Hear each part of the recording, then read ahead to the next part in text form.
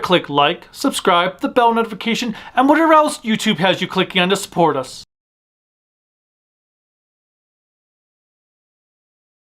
Hello, hello, hello, and welcome to the next episode of Tokunomics. And this week's episode is actually going to be on the emotional cost of a fandom that can lead into real dollars within Tokusatsu. Now, we could address the elephant in the room always when it comes to Super Sentai, because a lot of people are still in their feelings or have various thoughts and perspectives on it.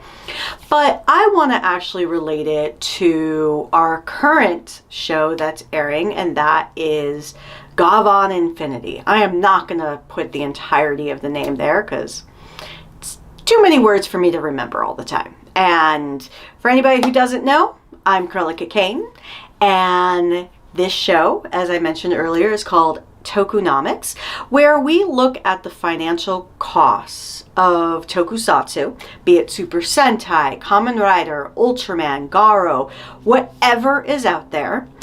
And sometimes those financial costs can come into an emotional toll of how fans can dictate how things go, how things work in an international market. And I'm going to reference Go-FundMe Infinity for parts of it, but I'm also going to weave in to the narrative a little bit on Kamen Rider Zets, because that is a show that is currently airing in the US via Tokusatsu on YouTube. So I want to be able to reference them, because when we look at an emotional cost that can lead into real dollars, it's going to be anything related to a television show. So, for example, with Tokusatsu, it is really at its core a passion project. Every new season or series that may come out is 3/4 passion, 1/4 business on a writer's perspective. For the studio, which is Toei for a lot of them, or Tsuburaya, or anyone else, it's a 50% passion, 50% business. Then when it comes to any of the retailers, it is 75 or 3/4 business, 1/4, 25% passion, because everybody makes money in a different way. When you have writers and directors, even the actors, their passion is what's going to help create that product, to help fuel the business. For the production studio, it is that mixture of business and passion that's going to put everything together, because they have to ultimately like what they do to be able to sell it.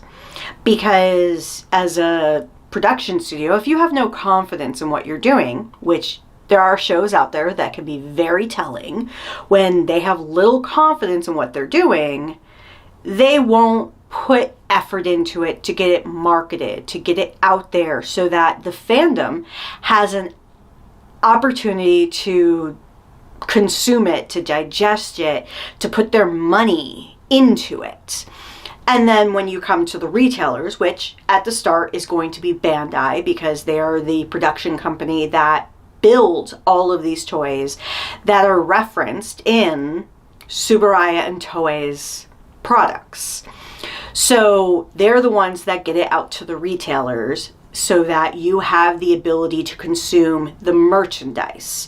Television stations are also another retailer in a way, because they're the ones that get the licensing fee, or that take the product that is the show to put it on the airwaves for you to be able to consume, be it on regular network stations like TBS in Japan, or even YouTube in the States, or Tokusatsu, which is one of the bigger consumers of tokusatsu content in America. So that's just the very high level of how a business puts everything together. Then we come down to the fans. So the fans are what's really going to make or break the success of any kind of series. Now, when we have series back in the 60s, 70s, and 80s, obviously it was only Ultraman in the 60s, but when we get to the 70s and 80s, we have all three of those shows. And even into the 90s, pre-internet era, we have a lot of opportunities for them to do a rating system very similar to Nielsen. So anyone who is unfamiliar with the Nielsen's rating systems, I don't know what it is in Japan, but I'm going to use Nielsen's because that is a very American rating system that a lot of people still rely on today. Nielsen's basically took data from television networks based on when people were tuning into a particular show. So unlike today where there's a lot of streaming or being able to download, watch later, or even take advantage of YouTube when the content's on there, this was a time where somebody had to queue up, I'm using modern terms, had to turn on a station at a particular time to watch a show from, let's say, 9:30 to 10:30 a.m., for example. And what would happen is throughout the magic of airwaves, these television stations would be able to get a trigger, or kind of like a check mark, if you will, of how many people were watching at a given time. That's where the whole idea of prime time came from. So if anybody is familiar with hearing the term prime time hours on television in the 80s, 90s, early 2000s, these are the times where large consumers of television content would be watching. So sometimes it could be between that 3 to 5 2-hour span when kids are arriving back home from school. They are sat in front of the television watching whatever is happening. It could be the Saturday morning cartoons between usually about 7 to 11 a.m. where kids would be once again sat in front of the television either for a part or for the entirety of that television time. Then on certain evenings of the week, mostly Fridays, because that was a big television viewing time, you'd usually have it from like 7 to 10 p.m. where you would have people watching and sitting in front of the television consuming that content. And that's where those commercial vendors, the station, and all of those things would take advantage of putting highly profitable shows on at those times.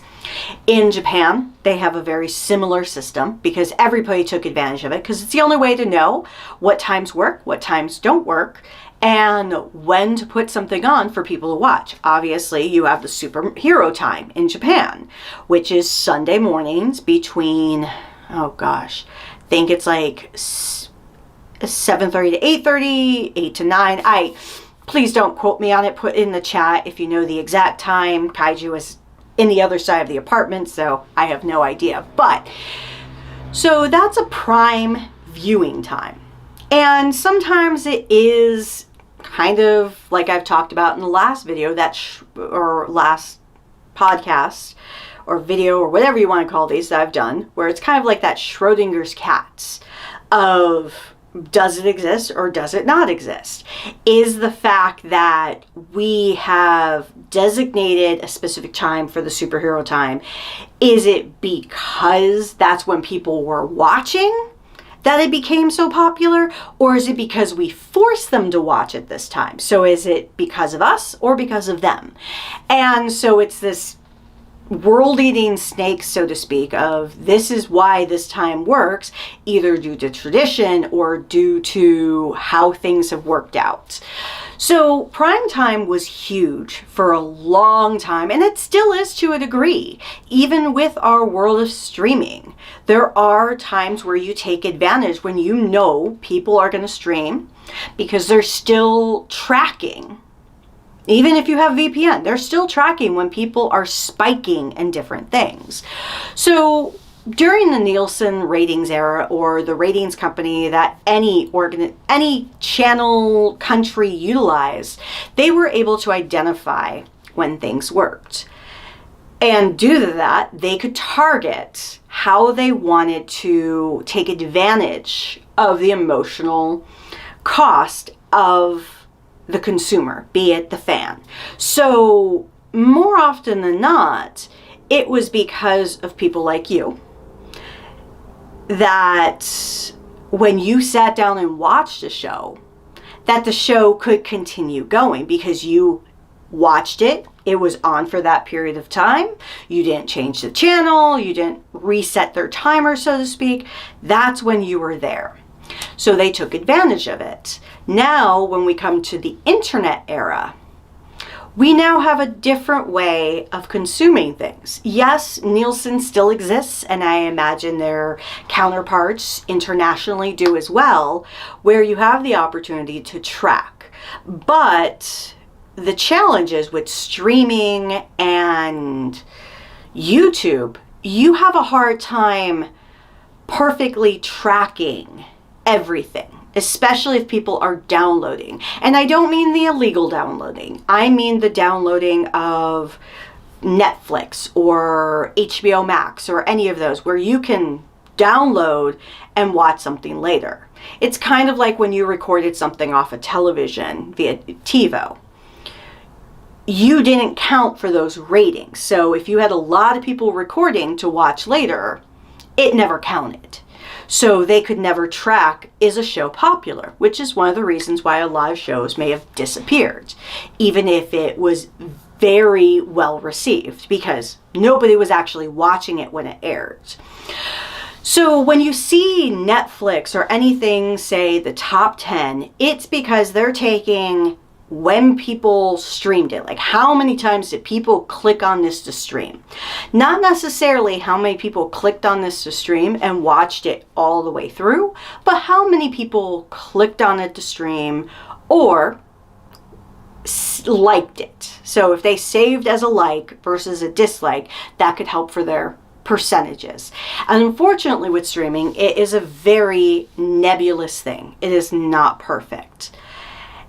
Ergo, that's where, once again, viewers like you come in, or me, or Kaiju, or anyone, that they take not only your viewership, but they now take your consumption of a product, as well as your commentary on a product.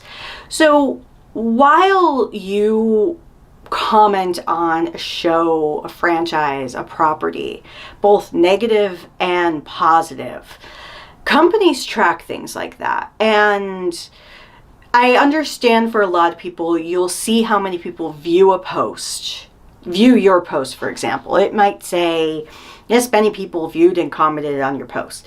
Now, we don't get perfect numbers of viewership, not even on YouTube, will you? Because it tracks only specific data. And so companies, especially if they pay a premium for this, can track your comments, your feedback, your likes and dislikes. And they can use that to help navigate this spectrum of, do we want to keep something or do we not want to keep something? So I am going to start real quick with Super Sentai. And this is going to be the briefest of things. Super Sentai's rating spikes have gone down significantly over the last 5 years prior to Go-Jujer. Due to that, they had to make a change, because if enough people aren't tuning in and enough people aren't consuming their products or talking about them enough, they can't justify spending the money. But the next flaw that we have in this is the fandom. So I'm going to now reference Zets first. So with Kamen Rider Zets, they are airing it in America somewhat simultaneously to when they do in Japan. It seems not as simultaneous because obviously the difference in hours is significant, but they're airing it roughly the same. Therefore, they have to cater to two very diverse audiences. You have the Japanese audiences, which are the more, in their term, authentic, because they are the native audiences. They are the ones they're always going to be starting with. Then you have the American audience, or you could say international, but primarily America, because we are probably the biggest of any of the international consumers that would not have normally obtained this product. I'm saying this because I know other Asian countries like China, Korea, also had the ability to watch Kamen Rider, Super Sentai, and any other tokusatsu as it aired because of either tagging into those networks because of how cable works and things like that. Same thing with Australia, or those television stations may have been normally available. Then you have countries like in South America, I know Brazil is a huge purveyor of tokusatsu. So those different countries may have normally have gotten it, whereas the United States typically has not.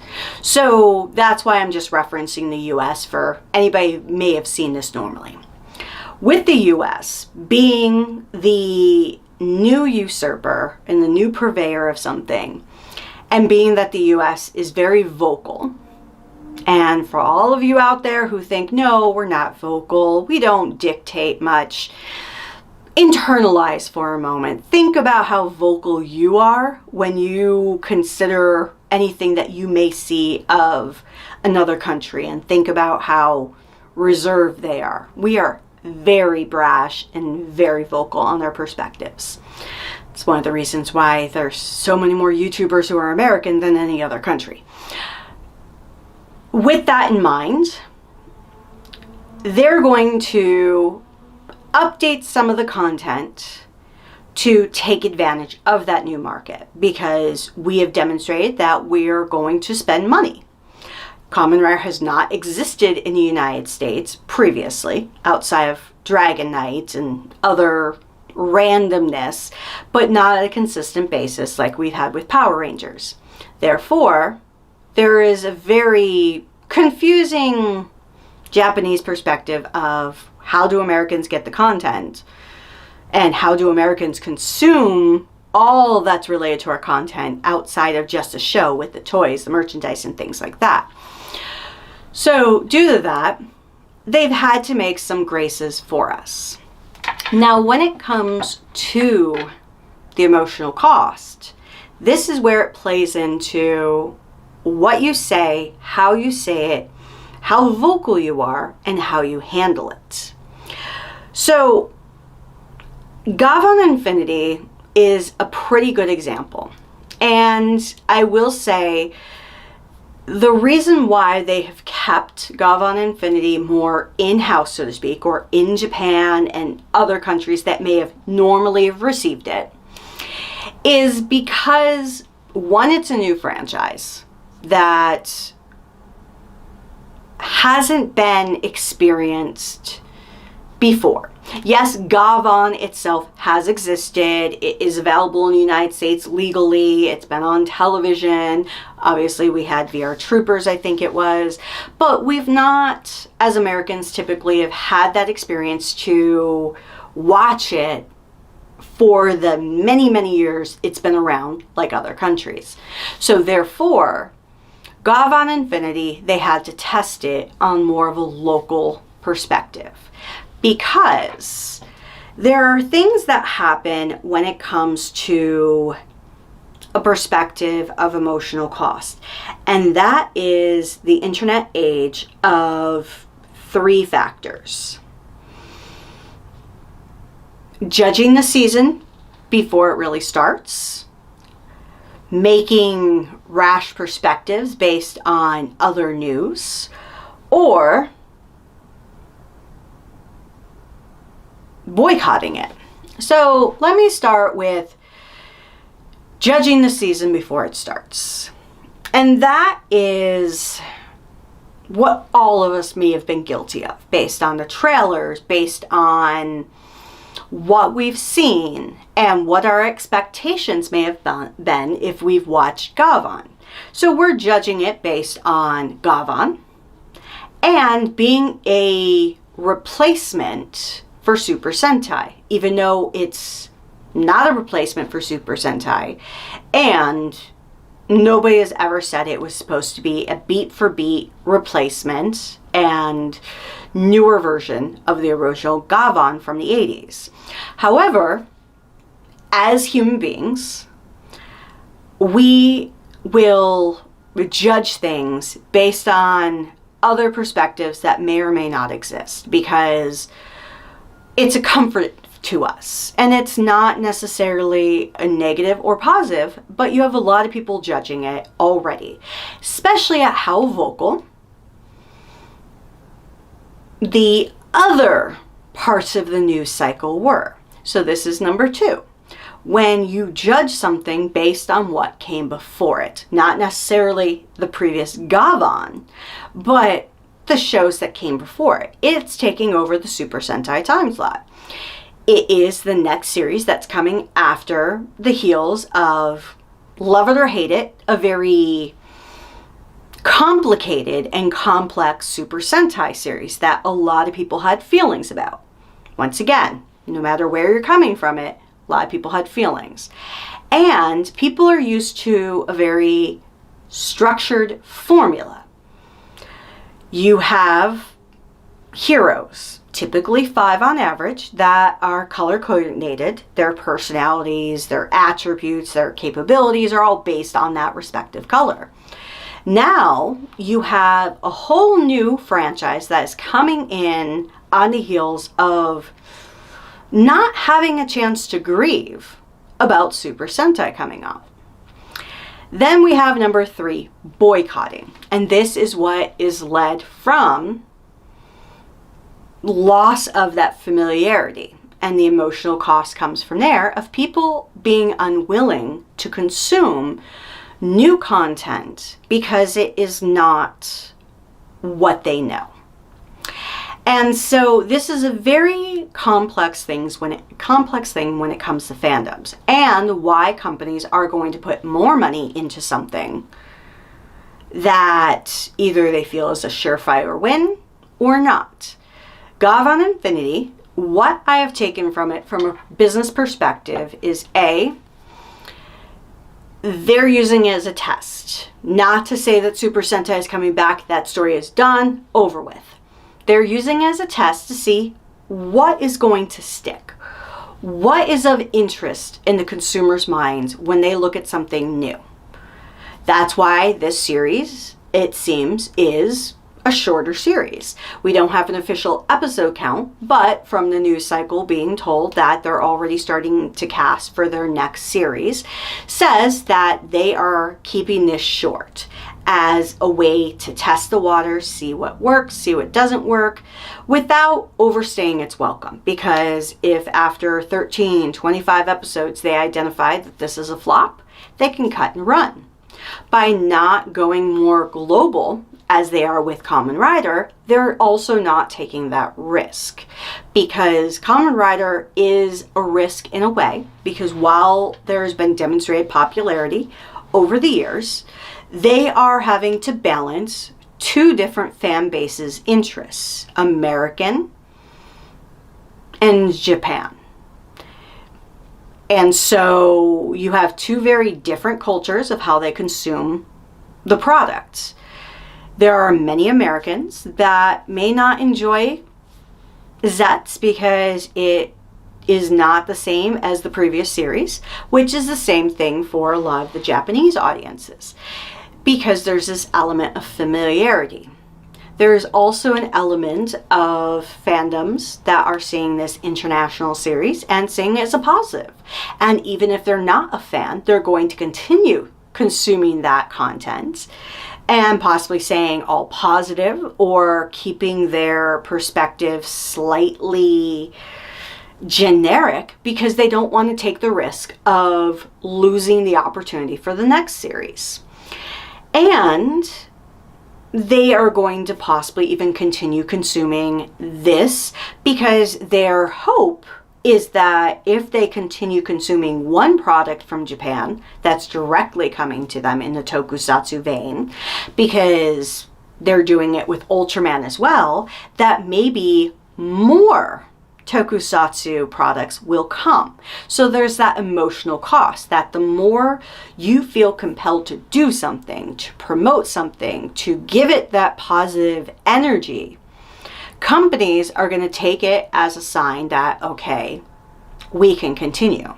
Now, the challenge is, since, as I've talked about in prior Tokunomics episodes, tokusatsu is a giant television commercial. It has unique characters, all of that. But at its core, it's a commercial. So they're going to look at it on, are people buying the toys? So that is where we have to come next with the emotional cost. Because people pay with their heart. You typically don't see, on average, a person buying simply just to buy. People buy based on what they're interested in. If you're interested in anime, you're going to go towards your favorite series, be it for prints, manga books, television series, anything like that. Same thing with your consumption of the show itself. For example, I'm going to use K-pop Demon Hunters. If you have not digested anything about it, K-pop Demon Hunters was completely a success based on emotional digestion because of the fact that you have a fan base that essentially grew overnight. Yes, the movie has been there for months, but the interest in it keeps on growing and growing, and it's all based on that emotional consumption because people consume things they feel connected to and they will continue. And so the emotional cost is that if you do not give people enough to connect with, they're going to turn away. So that's why I feel like Sony and Netflix are very much in this terrible situation, because if they don't bring out more content for K-pop Demon Hunters, their time in the sun will have disappeared. And it is the same thing when you think about for Tokusatsu. You have to keep the content rolling because the emotional cost of losing a huge fan base is significantly more impactful than how many people buy your toys. Because if you alienate a fan base, nobody's going to buy your toys. And that is the risk that they're taking at this time in the tokusatsu world. So with that in mind, I think the most important thing that you have to think about as a key player in the emotional cost is being conscious about what you're consuming. You don't have to be a social justice warrior. You don't have to consume out of goodwill. If something you watch a few episodes of is not a match to you, there is nothing requiring you to continue that just for that martyr type sake of hoping more content will come out in the future. And at the same time, if you are boycotting something simply because there is no familiarity to what you've had over the last 10, 20, 30, 40, 50 years, then you are losing the opportunity to experience something new. And the cost that you are putting onto yourself is detrimental because you are not taking advantage of new content that you may know and love. If I had considered K-pop Demon Hunters, for example, as just part of the hype and ignored it like, oh my god, it's just another hype train for the year, I might have not watched something that was entertaining. Do I find it to be as overly entertaining as everyone else that loves it is? No, because the emotional cost for me is not significant. But I can see where the value is. So as you consider for yourself emotional cost on a franchise, think about what you're doing. And it is very true at the end of the day that we all have a little bit of power in how we define the future of any franchise. Yes, our downloading of any of the Super Sentai series over the last few years has had no financial impact because our viewership has not impacted the networks to say that Super Sentai was a success internationally. Our ability to buy any of the merchandise it absolutely helps. Now, this is where you could blame Hasbro, because if not for them having a stranglehold at this moment, which I've talked about that, and I'm using stranglehold as a negative, but in truth, it is a business strategy. If they didn't have a hold on the Power Rangers license, which does include Super Sentai, then maybe Super Sentai would have had a different outcome. But if we punish Gavan Infinity, justifiably or unjustifiably, for the consequence of losing Super Sentai, then we are putting an emotional cost and making companies pay an emotional price that not necessarily is legitimate. And so we have to think about where we are putting our money. Therefore, in anything, not just Tokusatsu, but any franchise, any network out there, don't boycott something unless you have justification. If you can, support things that you normally wouldn't do. But at the end of the day, think about how you are purveying something.